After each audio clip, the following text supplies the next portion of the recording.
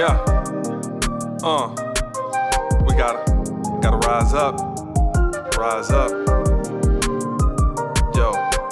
Go for broke, give everything, better yet give your all. They don't wanna see you win, nevertheless show evolve. Wanna see my demise, you can be in for a surprise. Cause the sun ain't about to set, now it's about to rise. Come hell or high water, we gotta rise up. Despite the storms of life, man,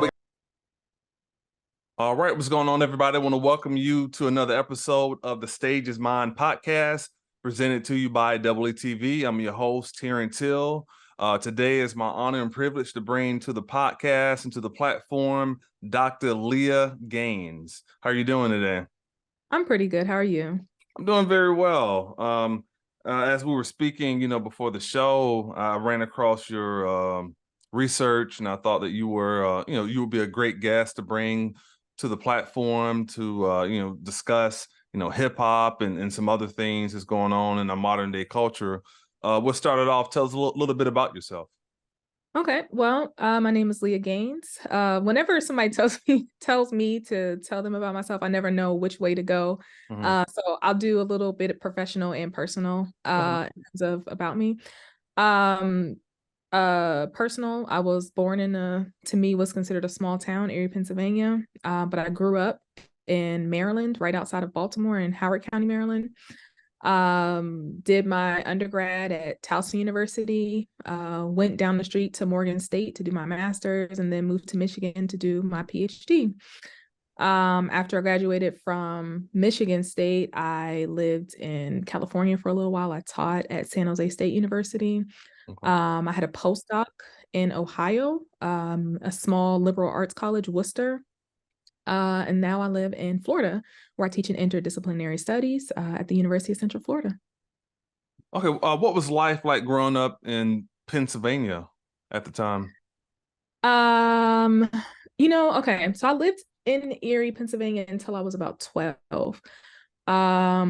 Erie is it's weird because technically Pennsylvania is north, right? But culturally, it is like a Rust Belt city almost, right? So we saw deindustrialization in Erie, where you have the old factories downtown. You'll see huge, like, abandoned buildings, similar like Cleveland, Ohio, right? So kind of, even though it's northern, it's kind of Midwestern in culture. And when I say Midwestern, I mean more so like Cleveland, right? Ohio. Right. It was tough. Erie. A lot of people don't know about the city. It's right on Lake Erie. The city is, how do I say it? It's kind of like a city that struggles a bit. There are some areas where there's a lot of poverty. Typically people there's certain areas that aren't in poverty too, but typically people who are not in poverty live outside of the city, right? Yeah. In the suburbs right outside of Erie, Pennsylvania. But my memories of Erie are all from school because I was school age. So I started off in actually private school. My mom started me in. I went to a Catholic school. I went to a Lutheran school, but I was always Baptist on Sunday. So I was that Black girl who was typically the only Black girl in class. But then when I went to public school, it was a little bit different. My memories of Erie are fond, but still, when I go back and I visit, it's a little heartbreaking because I wish the city was different. I wish there's so much potential in Erie, but there's no opportunity for the potential there. So I'll say that. Okay. So for you, transitioning from Pennsylvania, Erie to Maryland, what was that transition like? What would be like some of the differences, living there? Maryland was very, very different. So when I moved to Maryland, Erie, again, typically people don't really leave the city. So we have everything there. There's a mall, there's universities, colleges, there's all of this stuff in the city. So there's very little reason to leave. But when I moved to Maryland, you could be in Maryland one day, Virginia or DC the next day. It was like people often even commute to a different Yeah. state for work. And so I remember being on the highway a lot. Mm-hmm. As a kid, I didn't see the highway much. And so it was overwhelming almost. I felt like the traffic is horrible. So as a kid, I'm sitting in traffic a lot. And I just remember just the difference of being in a small town to a major city. Right. The schools were a little bit different as well. I did go to public schools in Maryland. Mm-hmm. Um, I went to Howard County schools, which are considered good schools. I don't have any complaints there. I also went to college in Maryland, so a lot of my most fond memories are from college. Most of my friends that I have today are from college. So yeah. Nice. Tell us about obtaining your PhD in African American studies. What made you want to go in that particular direction, and then also tell us a little bit about your time at Michigan State. Okay. So I kind of fell into it. When I graduated, okay, in undergrad, I was a psychology major and African American studies minor. Okay.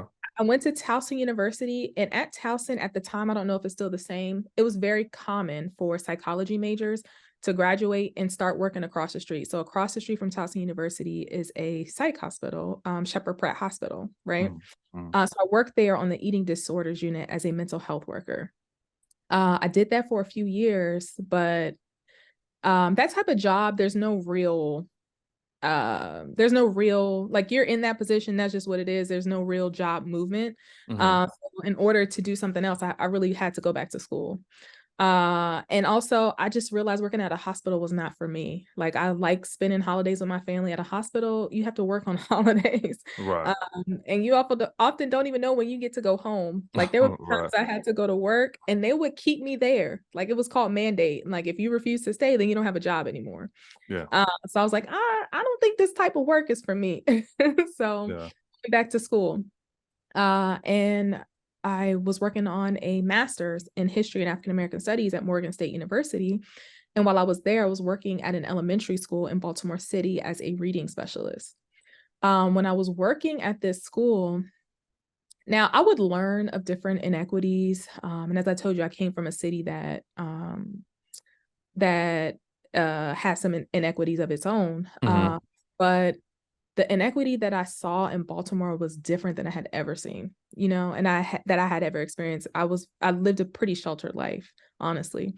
So when I went to work in Baltimore City, I was floored about just the most simple things like water, So like, when you walk into the school that I used to work at, you would see signs on the wall that say, like, over the fountain, it said, do not drink, right? If you go into the bathroom, over the water or where you wash your hands at, it'll say, do not drink, hand washing only. And it's because at this school, there are high levels of lead in the water, Right. right?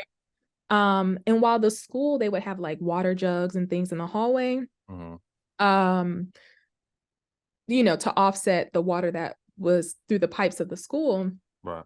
But the problem is that the school is housed in a neighborhood, and the neighborhood has the same piping that is in the school. But the difference is oftentimes the individual homes don't have the opportunity to offset the water, right?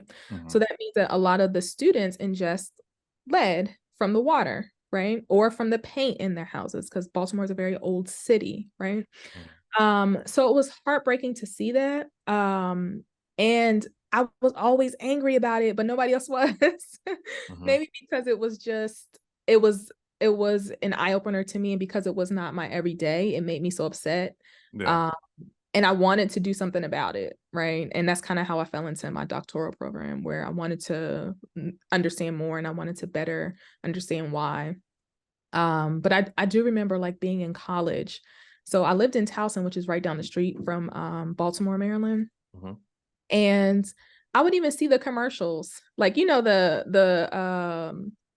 commercials with the lawyers who will say, do you know someone who, and they're always talking about Right. like people who've ingested lead. Yeah. And in Baltimore, they call them like, oh, he got lead or she got lead, or lead kids, right? Okay. Which means that as a kid, they ingested high levels of lead.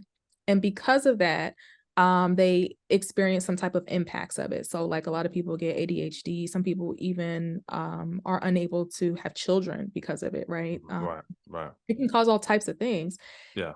And what happens is families will get lump sums of money, which is great in the moment, but the money doesn't last, right? And so there's no real solution to the problem because you're just paying people off to just deal with it rather than fixing the problem. The problem is those pipes and the paint. The piping would cost thousands, millions, maybe even to change. So instead of doing that, they just say, "Oh, we'll just pay people." Right. Is that so? That was basically what my dissertation was about: is how these inequities exist, and which is how I got into school, which is kind of how I fell into grad. I say that because it was just like I was so upset about the inequity, and I wanted to know better, understand about it, which Yeah. is why I went into my doctoral program. Okay. And then upon graduating, what made you want to become a professor? Was it something you felt like a calling towards? So my mom's a teacher. Mm. She teaches elementary school. So it was kind of something that like I used to do take your child to work day, and I used to help my mom grade papers and stuff like that. So it's almost like I was trained to be a teacher. Yeah. Um, but I like working with college students. I like researching. I like the I like being able to explore the world with hmm work.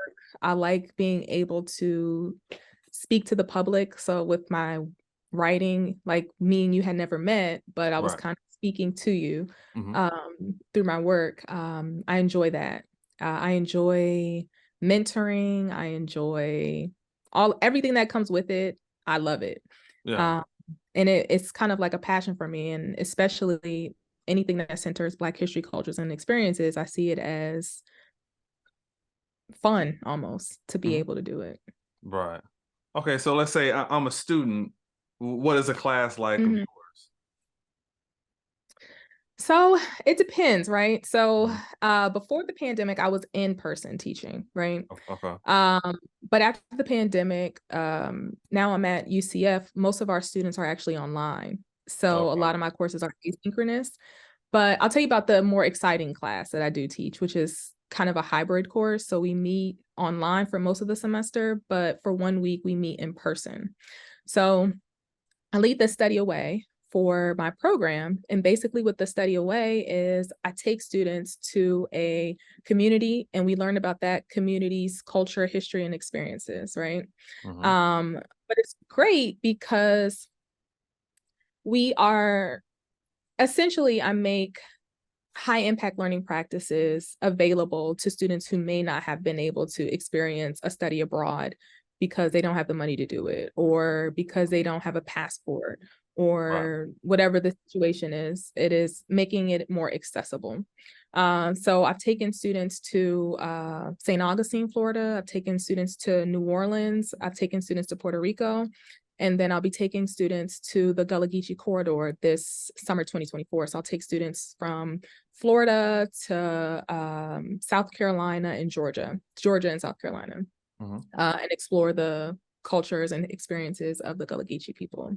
To me, that is fun because I love to travel. And then I also love to learn about diverse groups. So hmm while we were in Puerto Rico, we learned about Afro-Puerto Rican history, cultures, and experiences. So we spent a lot of our time in Louisa, which is a historically Black Puerto Rican community in San Juan, Puerto Rico. Okay. Uh, in New Orleans, we learned about Black history, cultures, and experiences in New Orleans. And then same thing in St. Augustine, we went to Lincolnville. So Lincolnville is historically, it was like a neighborhood, but treated like a town of its own, right? hmm And while the town still exists today, the people don't necessarily exist, but they still have like the museum and things like that, which was housed in the schools. hmm Uh, there was a there was a Black high school in Lincolnville, and that high school still stands today, and they have created a museum in the high school. But there's so much Black history in St. Augustine, especially in Lincolnville. Okay, nice. Can you break down some of your research interests as far as urban education, African American language, Black women, beauty, race, and Black culture? Yeah, so the urban education part, I kind of touched on that, where I was literally teaching in an urban school, Mhm, and I saw some of the inequities experienced by that school. That Maryland is interesting because if you drive 45 minutes away to another county, you will not see those things. mhm, The lead in the water would never be okay in a Howard County school. It just would not be allowed to happen, right? mhm, mhm, Um, Black women in beauty, I kind of got into that when I was working on my master's. I was so a lot of my interests come from where I am in my life. So okay.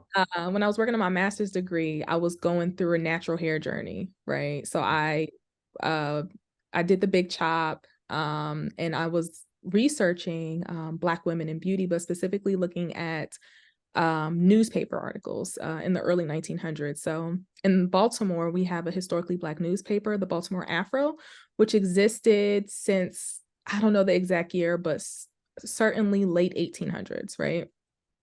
And if you look at the beauty advertisements in this newspaper, same as all, it's not just specific to Baltimore, same thing if you look at the Chicago Defender or other historical Black Mhm, newspapers. mhm, They have, similar to how we have today, beauty advertisements, but that kind of push a European beauty, mhm, but it did it much more overtly. It was in your face, like things for bleaching creams and powders and all of these things to kind of tell Black women there's upward mobility in kind of looking like a white woman, right? mhm, Um, African American language, I got interested in that when I was in grad school, actually. I had a professor, Dr. Geneva Smitherman, who is, most of her research is on African American language. And she actually served as I don't want to get what it's called incorrectly, but an expert witness or to give her expert opinion in the Ann Arbor case, which was a case. The Ann Arbor decision happened I think the case was filed in 1975, and then it was there it was Judge Joyner, I think he gave a verdict in 1979. But essentially what it said was that in Ann Arbor, Michigan, the school did a disservice to the Black students because they were not acknowledging they were not acknowledging the language of the Black students, and mhm, instead kind of pushed them off as special education, or they need to be in separate classes because they don't speak standard or the mhm. language of wider communication, or the language that they valued, essentially. Right. Um, so she served on as a expert witness in that case, and and a lot of other things as well. So that's where I became interested in African American language. And actually, the paper that I wrote for this was the paper that I wrote for that course, and then I later kind of turned it into an article to be submitted to a journal.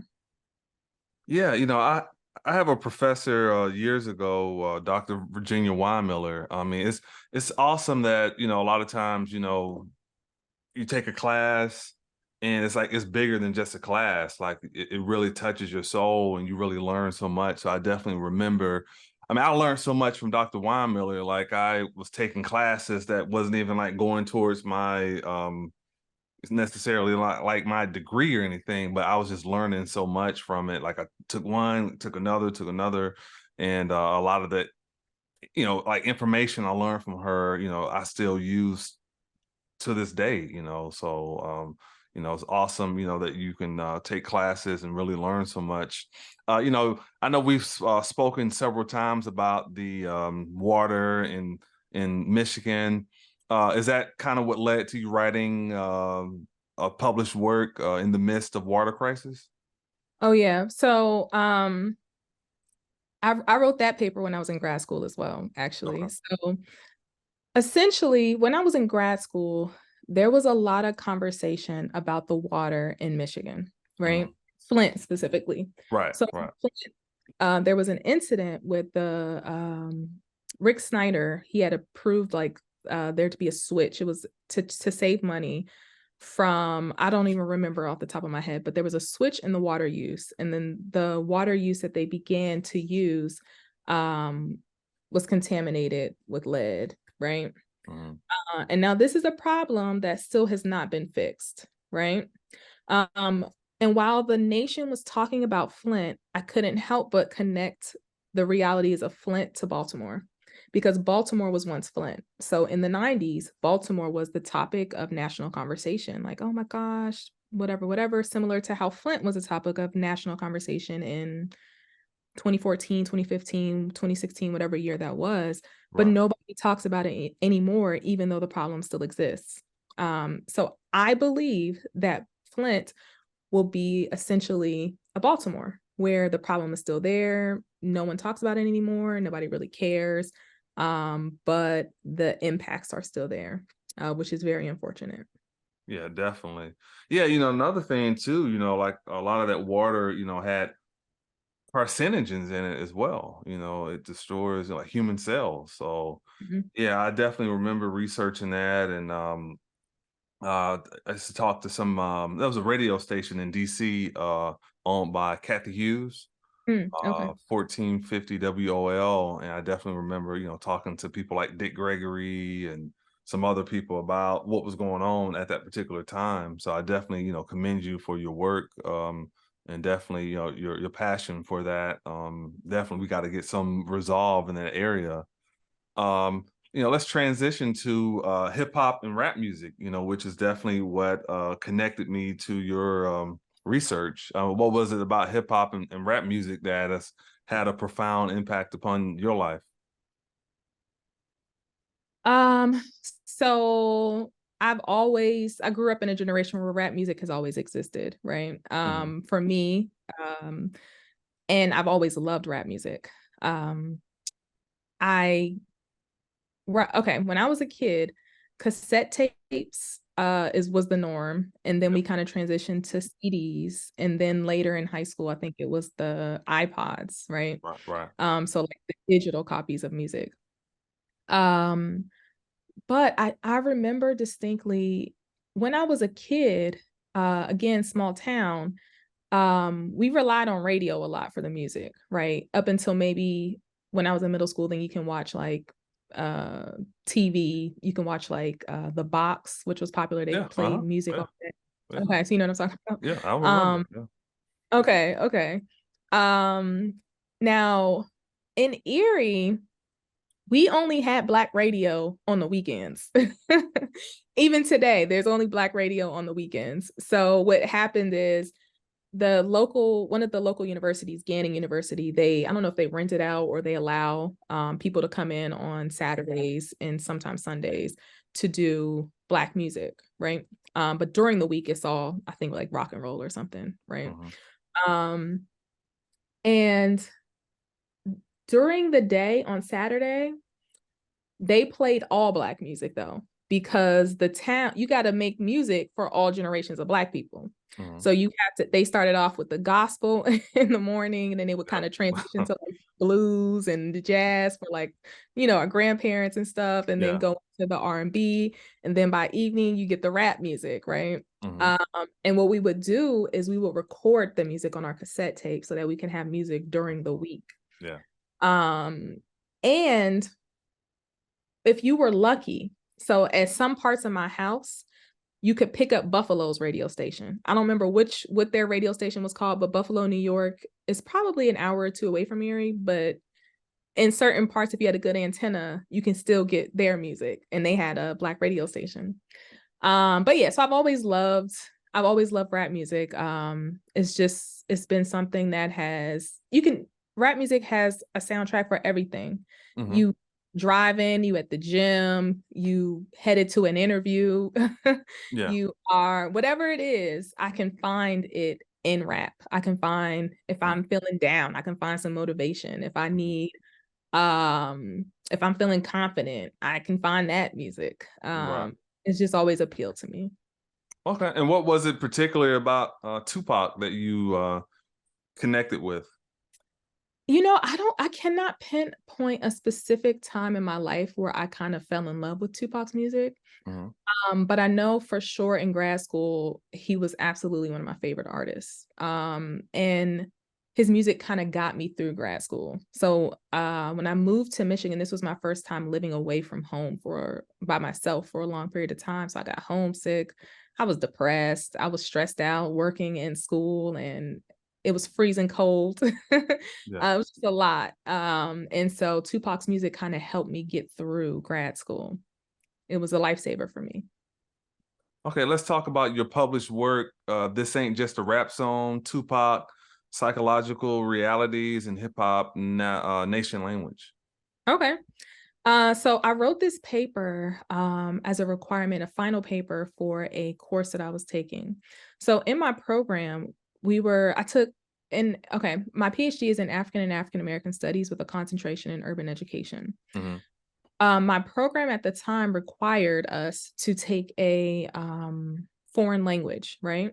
Okay. The language I took was African American language. So I took courses with Dr. Smitherman, and in her course, we had to do a paper. I don't remember all of the what it was expected. I just remember I decided to unpack how Tupac used African American language, specifically hip hop nation language in Mhm. his music. So Mhm. hip hop nation language is something that Sammy Aline has defined, and he said that there are 10 tenets of hip hop nation language, and one of them specifically is the discussion of socio-political realities. And Tupac does that in a lot of his music. He talks about society as he knew it. He talked Yep. about some of his experiences. He talked about, he relayed information to his audience. He talked about resistance to Mhm. social political inequities. And then he talked about how Black people are resilient through it. Mhm. So I thought that that was a great topic to write about. Yeah, definitely. In your research, what did you learn about Afeni, his mother? Yeah. So, although I do mention her, I didn't learn as much about her as I could have. Mhm. But I learned that she was a very smart woman. She was a member of the Black Panther Party. Right. And she too was very into politics Yeah. and against injustice. Right. And I actually read about her. I don't remember all the details, but she essentially acted as her own lawyer Lawyer. Yep. Defended herself. Yeah. and defended herself, right? Yeah.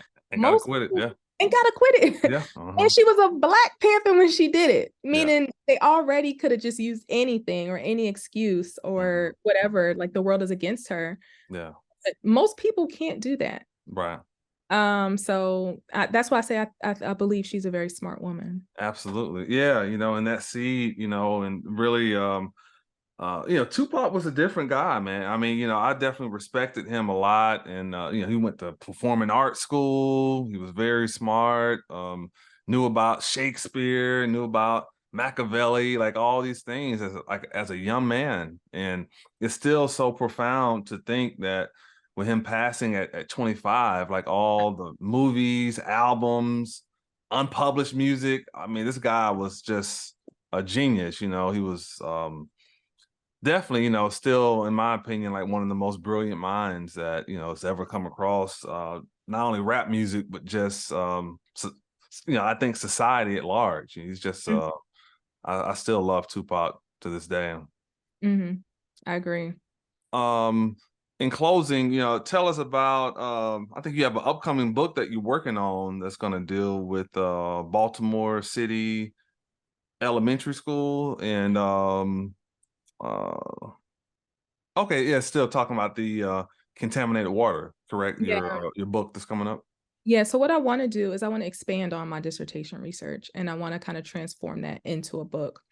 I even though articles are available online, Mhm. fortunately it's kind of like people who write the articles are basically talking to other people who write the articles, but Right. books are much more readily available to the public. And because I don't have the money to fix the problem, but I do have the mouth and a computer where I can write. Yeah. And to me, that means that I can make people aware that the problem is still there and there still needs to Absolutely. be change. Absolutely. I do this every show. I'm gonna throw some rapid fire questions at you and just answer to the best of your ability. Okay. You're a hip hop head, so top 5 rappers. Woo. Okay. Now, all right. So of course we're gonna have to say Tupac. I'm not gonna say in any specific order. Okay. Okay. People who will be watching this, don't judge me based off who, based off of who I like. Okay. Yeah. Um, and actually, can I do 2 separate Sure. lists? Sure. Okay. So the first list, I'm gonna say these are artists that I feel like if they don't have it now, they will eventually have timeless music. So Tupac is dead and gone, but here I am listening to his music, right? So I'm gonna say Tupac. I'm gonna say Wale. I say Wale because Wale was actually a go-go artist and he Yep. transitioned into hip hop, and I would say he even does a little bit of R&B, right? Um, I'm gonna say, oh man, okay, let me think. Uh, Top 5. This is tough. Yeah. Okay. All right. So rap music can also be gimmicky, right? It can be people tell the truth, but sometimes people lie too. Sure. And I like Rick Ross. I like Rick Ross's music, even though people say, he might not have never lived the life that he talks about, right? I still enjoy his music. Okay. Let's see here. Oh, okay. I'm gonna come back to this side, but I love battle rap. Okay. Yeah. So I'm gonna also say a few battle rappers that I like. Is that okay? Yeah, This is not absolutely. the same list. That was my next question. So yeah, Oh, go that's ahead. your next question? Okay. Yeah. Okay. So I love Arsenal. Yeah, Again, okay. y'all don't judge me off of the people that I like, okay? No, hey, so you like, go ahead. I Yeah. like Arsenal. I like Loaded Lux. When I first got into battle rap, being a fan of battle rap, I was a huge Soul Khan fan. So I like the old Soul Khan. I like Soul Khan. That not that the new Soul Khan is bad. I just like him as a battle rapper before. Yeah. I like DNA, and I absolutely love Big K. Okay, nice. Um, Nice. he's from the DMV, so I have to say him as well. All right, so back to the other list. I gotta throw some women in there too. So I'm gonna have to say Queen Latifah. And I'm gonna say Lauryn Hill. Even though people try to talk about she don't show up to her concert, she don't gotta show up. Okay. Right. She was with the Fugees, so those albums count as well. But she had one major, I think it was 2 disc album, and that album is timeless. Yeah. Miss Miseducation of Lauryn Lauryn Hill. Yeah. Hill. So yeah. Yeah. Okay. Yeah, absolutely. My top 5 rappers, Nas, Eminem, Tupac, Snoop, Kendrick Lamar. Kendrick Lamar. Okay. Yeah. And then battle rappers, I like Disaster a lot. I like Disaster. I should know you said that since you said Eminem. Okay. What's your favorite Tupac album? Okay. That's tough. Okay. Well, before we say that, you only said one battle rapper. You only said Disaster. Yeah, I like Mook, Murder Mook. Okay. Yeah, Lux is nice. There was some guy, I can't think of his name. I know he battled Cassidy not too long ago. I thought he was really good as well. Goods. Yeah, Goods. Yeah, Good. Goods too. Yeah, Goods. Yep. Okay. Yeah. That was 4. As far as battle rap, Mm-hmm. I say Arsenal too. Okay. Yeah. Yeah. Arsenal's good. Yeah. Okay. You said my favorite Tupac album. Oh, instead of album, I'll say song. How Okay. about I love Dear Mama. Absolutely. You have a favorite Tupac movie? Oof. Okay. Juice is good. Mm. But would that be my favorite Tupac movie? Mine may Um, shock you, but I'll let you go ahead first. okay. What's yours? Gridlock. Gridlock. Oh, was Yeah. that his last movie? That was his last I think his movie. last Okay. movie may have been the one with Jim Belushi. He was a cop. Was it gang related? That may have been his last one. Gang. Yeah. Okay. But Okay. Gridlock, I love that movie. Okay. I think I'll stick with Juice. Juice is a Juice? timeless movie as well. Yeah, absolutely. Yeah. Absolutely. What is just some favorite albums in general? Um, Even though I'm a hip hop head, I love The Weeknd's trilogy. Hmm. Um, I like The Weeknd before his commercial Hmm. switch, like before he became commercial. Right. Not that I don't like commercial music. I love commercial music Sure. actually. But I just like him when he had the dreads. I Yeah. like that. Yeah. Another album that I like. I don't remember the name of this album, but it was whatever album India Ari came out with in, I think it was 2006. Hmm. Um, Again, that's a R&B or soul Yeah. album. Hmm. Hmm. Like it. Hip hop album. I'll say my first CD ever was Juvenile G Code, and I still know all the songs on that CD. So Okay. Okay. Yeah. Your favorite singer? favorite singer. Um, I actually love The Weeknd, but let's say Beyonce, the Queen. Beyonce? Okay. Okay. Mine's over my shoulder right here. Okay, Prince. All Yeah, right. Prince. Yeah. You have a favorite group? A favorite group. Um, okay, I have an older brother, and so I used to listen to all the music he listened to, which tended to be like um stuff like 3 6 Mafia. Hmm. So I actually really love 3 6 Mafia. Um, all of the a lot of people wouldn't assume that I listen to the very vulgar rap, but that's Hmm. the kind of rap that I actually love. So I'll say 3 6 Mafia. Okay. Okay. You have a favorite actor?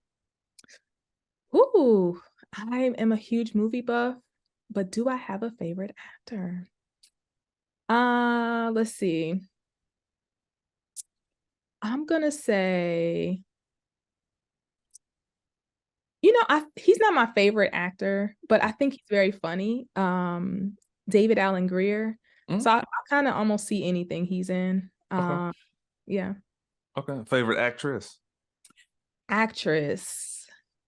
I'm gonna say Michelle Mitchner. She's my line sister. So Okay. Favorite actors that rap? okay. Favorite actors that rap. Hmm. Ice Cube. Yeah, I love Cube. Hmm. You have a favorite film? I love horror. Hmm. So I like stuff like Skeleton Key, um, Texas Chainsaw Massacre, Hmm. uh, um, basically any of the scary movies that came out between about 2002 to like 2010. Okay, I was about to ask you, name a couple horror movies that you like because I saw that in your bio that you love horror movies. You have a top five for that? Okay. So the two I just said, and Mhm. I'm talking about the Texas Chainsaw Massacre that came out in like it was the one with Jessica Biel. Because I know Okay, there's like so many different right. creations of um I also liked, again, I like the movies that came out when I was between like middle and high school. So Hmm. don't judge me on my list, y'all. Yeah, But go I ahead. I like Jeepers Creepers. Uh-huh. I like I grew up watching, this is not a film. Well, like, they do have films, but it was more like a TV show. I grew up as a little kid, my mom did not monitor what I watched on TV, but like watching Tales from the Crypt, Mhm. I used to like those type of movies. Yeah. And again, I remember being a kid going to Blockbuster and picking out different leprechauns. So I'm Mhm. gonna say the different leprechaun movies. Okay. Um, what do you do for fun? For fun, I travel. I love traveling. Me and my partner actually recently went to Dubai in October. We went to Jamaica over the summer. Nice. Last year we were able to go to Europe, so we went to London. We had a layover in Germany, so we were able to see Germany, and we also went to Paris. I love traveling. Mhm. I did not get to leave the country until I was in college, so that was my Mhm. first time leaving when I did a study abroad. Mhm. And since then, I go anytime I can, and I would encourage most people to. The world is huge, and there's so much that you can see and do, Mhm. and you learn so much from people and different cultures and different things that are different from our reality. Absolutely. And the world's beautiful, so why not see the as much as you can? Yeah. Favorite TV show? My favorite television show. Ooh, recently I've been liking Ratchet reality TV. But what is my favorite television show? Um, there's two that I think of that I can actually there's three that I think of that I can always watch it and laugh. Mhm. So one is Martin. I can always laugh at Martin. Two, the first like 5 or 6 seasons of It's Always Sunny in Philadelphia. After that, I feel like the season started going. They weren't as funny anymore. Mhm. And then also the Boondocks. Okay. Favorite food? I love my mom's shepherd pie and her corned beef and cabbage. Okay. Hot or cold? Hot. What motivates you? Inequity. Seeing that there are problems in the world that I personally cannot fix, but I want to do something about. And just seeing that, like when I see little people in my family, cousins, nieces, nephews, Mhm. I want the world to be a better place for them. Yeah. So that's what motivates me. Okay. And when it's all said and done, what do you want your legacy to be? Oof. I just want to be remembered as somebody who did what they said. So a lot of times people will say one thing, but they don't really live that reality. Mhm. So I just want to be remembered as a very genuine person who um wanted to make the world a better place. Absolutely. Anyone that's interested in reading some of your published works, where can they find it? If you go to my website, drleahtonnettegaines.com, that is LeahTonnette oh wait, did I say doctor in front of that before I started saying Yes. the website? Uh-huh. Okay. DRLeahtonnettegaines.com. Okay, awesome. We really appreciate you taking time out of your busy schedule to come on the podcast. Had a chance to visit your city last week, so definitely, definitely appreciate you coming on the podcast. And you think you're very brilliant. So thank you so much. And I appreciate being here. Thank you for having me. Absolutely. Thank you guys for tuning in to the Stage is Mine podcast. I'll see you on the very next episode. Take care. Bye bye. I want to thank everybody for their support, those of you that have been watching all of our podcasts. If you're interested in donating to the Stage is Mine podcast, you can send that 2 ways, via PayPal or Cash App. Our Cash App is Terry from the A, and our PayPal is EETV101. Support this machine today to help us continue to do what we're doing. Also, if you're interested in becoming a sponsor of the Stage is Mine podcast, email me today at doubleetv@yahoo.com or call 334-498-5394. Thank you very much. I want to thank you for tuning in to today's program. Be sure to hit that like, subscribe, and notification bell for all things pertaining to the Stage is Mine podcast. Until next time, take care. Give everything, better yet, give your all. They don't want to see you win, nevertheless, you'll evolve. Want to see my demise, you can be in for a surprise, cause the sun ain't about to set.